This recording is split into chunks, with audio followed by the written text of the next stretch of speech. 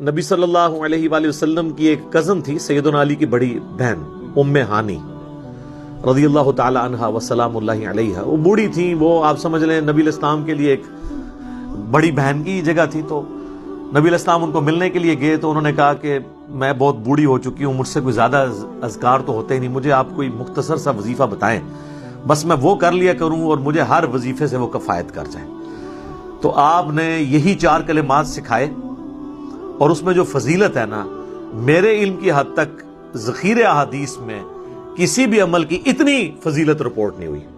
آپ نے فرمایا 100 دفعہ سبحان اللہ روزانہ پڑھ لو، یہ ایسا ہے گویا کہ تم نے 100 غلام آزاد کر دیے۔ یعنی اگر آپ ایک روزہ توڑے نا، بخاری مسلم میں آتا ہے، تو اس کے بدلے پھر آپ کو ایک غلام آزاد کرنا ہوتا ہے، اور غلام نہ آزاد کر سکیں تو 60 مسلسل روزے، تو ایک غلام آزاد کرنا گویا 60 روزے رکھنے کے برابر ہے۔ اور پھر فرمایا کہ 100 دفعہ پڑھ لو الحمدللہ، گویا تم نے 100 گھوڑے اللہ کی راہ میں جہاد کے لیے بھیج دیے۔ 100 دفعہ پڑھ لو اللہ اکبر، تو گویا تم نے 100 اونٹ اللہ کی راہ میں نحر کر دیے۔ 100 اونٹ، ایک اونٹ کی قیمت کتنی ہے؟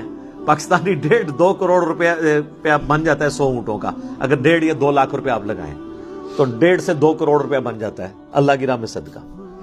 اور آپ نے فرمایا کہ 100 دفعہ لا الہ الا اللہ پڑھو، تو سر لا الہ الا اللہ کا تو مقابلہ کوئی نہیں کر سکتا۔ فرمایا زمین و آسمان میں جتنی جگہ ہے نا، یہ سب کی سب بھر دے گا ثواب سے 100 دفعہ لا الہ الا اللہ پڑھنا۔